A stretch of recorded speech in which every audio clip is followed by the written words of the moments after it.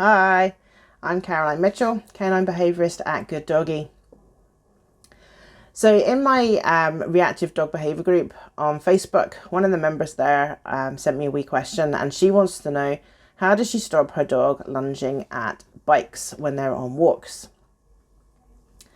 So this is a really common problem for people that have reactive dogs, and maybe they're not just reactive to bikes, maybe it's joggers, scooters, anything really kind of moving fast. It could be even cars, trailers, vans, buses, that kind of stuff. And really the kind of process is the same. So to start with, what we want to do is we need to introduce a marker.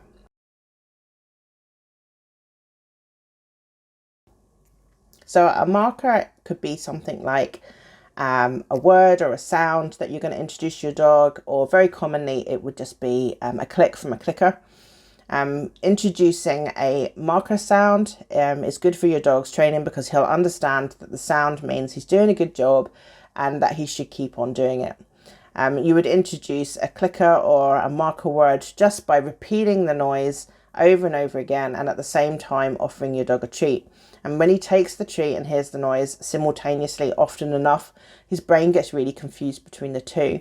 So when he hears the marker sound, whether that's the click or a yes, he'll understand that he's doing a good job. It'll make him feel good, and also it'll be a predictor that he's going to get a reward at the end of this. So it helps him to stay in a good mood, and it helps to keep him away from that threshold where he's going to start lunging at the bike. Our job here is to keep him really, really calm around this thing that is triggering him.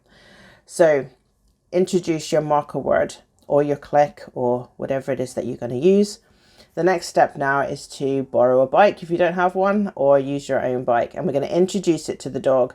So literally we're just going to have the bike sitting still. We're going to be near the bike with your dog, and every time they look at you, you're going to be watching them, and as soon as they do, you're just going to press the click. So we're just looking for some accidental behaviour at this early stage when they're near the bike. If they're too focused on it, then just move away and give that bike as much space as you need that your dog is not focused on it. It doesn't matter how much space that is, just work within your dog's limits. So even if you're very, very far away, perhaps you've got a very long garden, it's one end to the other, that's good, it's okay. And you're just going to interact with your dog and do things, but you're looking for that moment where he looks up at you. As soon as he does that, then you're going to press your click. And you maybe do 4 or 5 clicks, 4 or 5 looks up at you, and then you'll stop and you'll give him a treat. You owe him a treat for a few clicks. You can just start moving around the garden, moving around the space near the bike, perhaps just edging a little bit closer. Every time he disengages from that bike and he's looking away, he's looking back at you, reward him with a click. So just accidental behavior at this early stage, and when he starts to feel good about this accidental behavior, he'll start to choose it. So that's when you'll start to see him becoming a bit more interactive with you and on purpose not looking at the bike.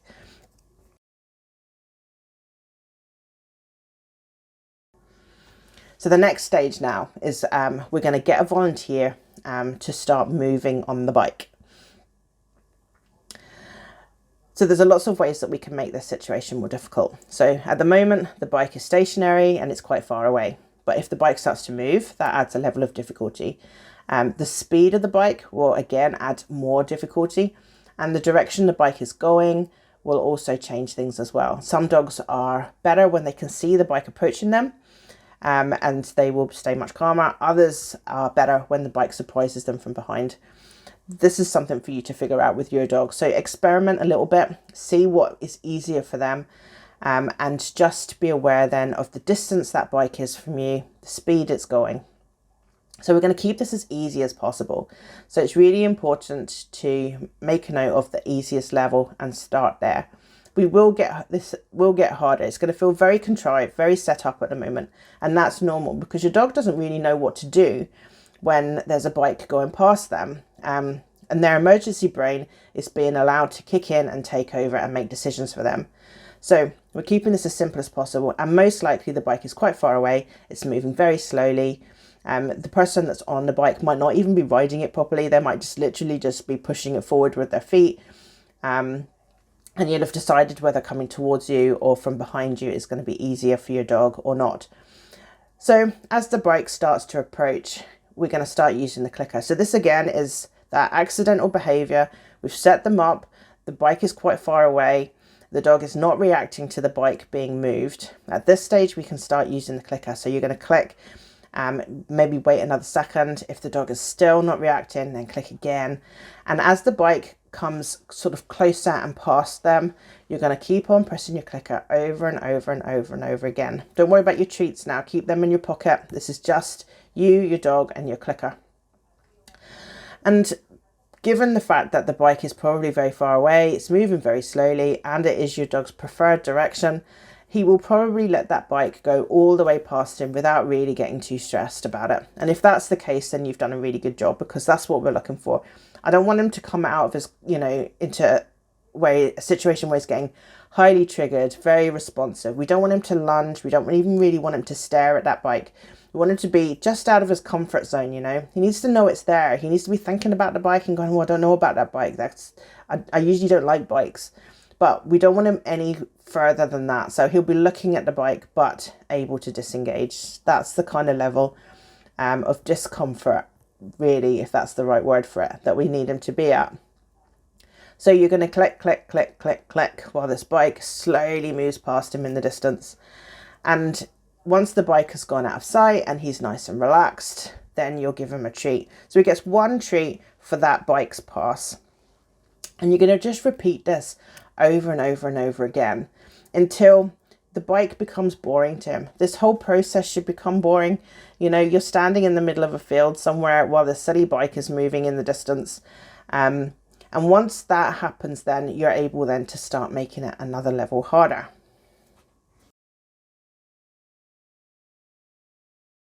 So now we've kind of taught him what exactly it is that we expect from him.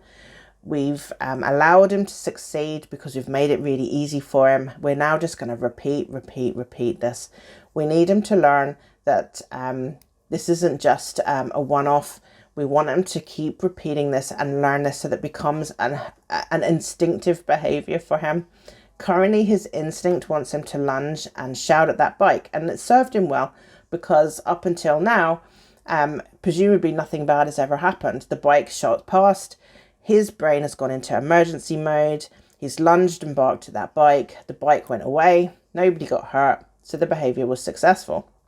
And that just reinforces that lunging behavior. So we're forcing him against his instinct, which is another good reason why we need to keep this very, very simple.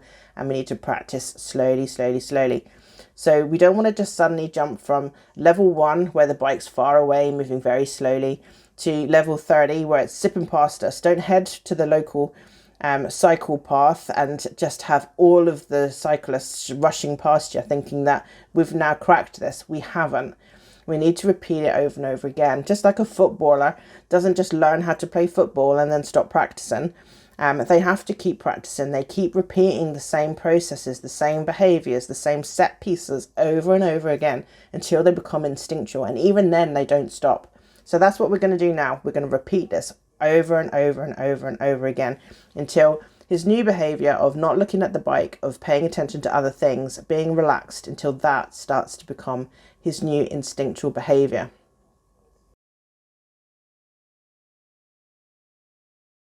So now this is starting to feel boring to him. He's starting to get the idea. He knows what to do. He knows what not to do. Then we're going to start making this harder. So we know that there's 3 ways to do that. We can either have the bike going a little bit faster, we can bring the bike a bit closer, or we can change the direction of the bike. So pick one of those things and start to repeat your training with the new level of difficulty. Don't go mad. If you suddenly just change everything, then that will be too much. That could overwhelm him. So we're going to start with just one at a time. So maybe we just start moving the bike a little bit faster. We're going to leave the distance as it is. We're going to let him go in the same direction that the bike has been going the whole time. And we're just going to have it just going a little bit faster. And we're going to maintain that speed and practice again. Just like before, we want to repeat this as often as possible. The more this is practiced, the more instinctual it becomes and the less work we have to do. But we need to get that into that instinctual brain so that the emergency brain doesn't get a chance to get in there. It's very quick to take over and make decisions, and for good reason. It's done a good job up until now. nothing bad usually ever happens. So the emergency brain is always in the background, ready to take over. So the more we practice this, the more we force that emergency response into the background and we push it further and further away. Eventually, this will be our new default response. So let's say that the bike is getting faster and faster and faster. It's in the distance and that's fine. And he's doing really well. Then we can add a new level of difficulty. So then we can bring it a bit closer, or maybe we change the direction.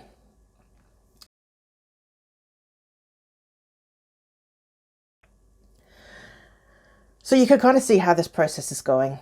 We're just adding a little bit of difficulty each time. This is a painstaking process, and our volunteer will be going backwards and forwards, up and down on this bike a lot. And as this goes on, it's going to start to feel less and less set up. Of course, it's set up at the start. We need to make sure that we're in control of everything around us. The last thing you want is surprises and things like that happening around you. So having somebody available that can be your stooge, that can practice and repeat exactly how you want it done over and over again, means you're going to get the most amount of success. But once you've gone through all of these stages, the very last thing to do then is to try and normalize this a bit. So you're maybe going to get your volunteer now to come past you while you're actually moving with your dog, because you've been stationary up until now. And this is important. We want them to be still. We don't want them to learn that they're lunging and moving and chasing. We want to undo that instinct and teach them, rather than the flight instinct. We want to keep them into their kind of stationary behavior. We want them to stay calm, stay still. But that's not normal. You're not going to be always still when bikes or scooters or runners or whatever come past you when you're out for your walk. So now we're making it start to feel a little bit more real. So you can start walking now and have the bike come past you. So you're going to be super aware of that bike. You know where it is, so that you can still manage to get your clicks in nice and early. As the bike approaches, you'll start your clicking. Your dog will already be much calmer at the start. And as long as they can stay calm, you'll continue to click all the way through the process. And as the bike leaves, they'll get a last few clicks. So as before, a few clicks leading in, clicks as the bike goes by, and a few clicks as it goes away. And then the treat. Still one treat per pass. This is obviously the final level of difficulty, because now, once they've mastered that, you're ready to hit the cycle paths, or the wherever bikes go past in your local park or whatever, and start to put this into practice, into real life. In the meantime, of course, when you go out for your walks, this is not a 5-minute job, so you'll be going out for walks in the meantime to your normal places, and it's very likely that bikes will be coming past you a lot, and if you're not super aware of them and paying attention, then that could trigger a response. So in a perfect world, you'll avoid that completely. You'll stay well away from any accidental passes that you're not ready for, because until your dog has really learned this process, they will be relying on you to be prepared for them. They'll be relying on you to be aware of the bike, to start those early clicks, so that your dog is into that new sequence of behavior. The clicks are the indicator that what we're doing is fine. The treat will come. You're behaving exactly how I want. Keep doing that. But when you are not ready and you don't go through that process, then it's so easy for that emergency brain to kick in. He needs you to be super aware. He needs you to help you through that. So avoidance in the meantime, while you're going through this with your volunteer, with your helper. But then once he gets really good at it, then start to test it in real life.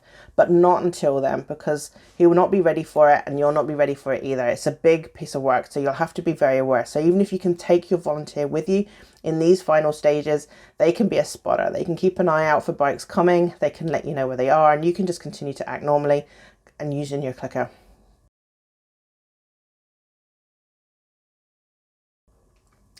So one thing I've not mentioned is what happens when it all goes wrong. So let's assume you're walking along the path. You know there's a bike coming up behind you. You start using your clicker and the bike gets a bit too close. Your dog becomes overwhelmed. He gets triggered and he starts lunging. So what do you do then? So the best thing you can do now is keep your dog still. Don't do anything. Stop clicking. Clicks are rewards. So if you keep clicking through that, then your dog is now being rewarded for barking and lunging at the bike, which is the opposite of what we're trying to teach them. So as soon as they've gone over that threshold, stop clicking, stop moving, hold on tight to your lead, keep them as still as you possibly can, and let the situation resolve itself. He went over threshold at one point, and if you hold on and stand still long enough, he'll come back down the other side. And when his brain clicks back on again and he goes back into that mode where he's paying attention and he's calm again, just out of his comfort zone, which is what we're looking for, then it's almost as if you've just hit play on the TV. You're just going to start your clicking, you start moving, and you finish the process as if nothing had happened. So when you break your training down at this stage into 3 parts, you've got the preparation, the beginning, the middle part, which is the most intense. That's the bit that your dog's most likely to get triggered and get overwhelmed. And then you have the end part, which is after the bike has passed, and you do your final few clicks just to keep them nice and steady throughout the whole process. So on a really, really good, well set up encounter, which they will be while you're in your training phase, you'll be able to be in control of your beginning, your middle, and your end. So you're in control of the distance and the speed, so you can make sure that your dog's always working at a level where they can complete all of their clicks, the whole set of clicks, the preparation, the overwhelming part in the middle, and then the end part. When you're in real life, then a bike could shoot out of nowhere. It could come out of a path, it can come around a corner, it can just surprise you. So you may find that you're starting your training from the middle part. You didn't get a chance to build up or prepare, that the bike just suddenly appeared. Now your dog's lunging at the bike. So this is the part you're just going to hold on tight, no clicking, no talking, no nothing. Keep them safe and wait until the situation resolves itself enough that your dog has come back down, calmness again, and then you can do the end part like you would have done normally, which is just calmly walking away and clicking, and then end with a treat. So you've always got your 3 sections there, and when you're in real life, it is hard to kind of predict what's going to happen. But the beauty of repeating and practicing and reinforcing over and over and over and over and over again is that your dog's instinctive brain will start to prefer the new behavior. So as you go through this process, your dog will rely on you less and less and less, but don't back off too quickly. When they do get to that point though, where you are not necessarily required as much anymore, that your dog is starting to make good decisions by themselves, at that point then, when bikes come out of nowhere or suddenly just appear behind you or come out of alleyways or whatever it is that bike is doing, at that point your dog will instinctively be able to make a better choice of his own. He's not going to need you to have done the build up and everything else. And at that point then, that's when you are really winning, because this new behavior has become their new default behavior, and the emergency response that they used to do is at this point now a distant memory.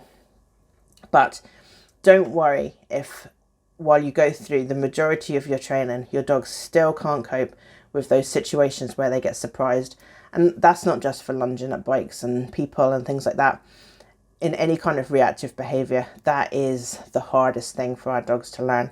And the only way we get there is just through practice, practice, practice, so that the new behavior becomes the new default instinctual behavior. And at that point then, your dog will make a better decision without needing you to help them.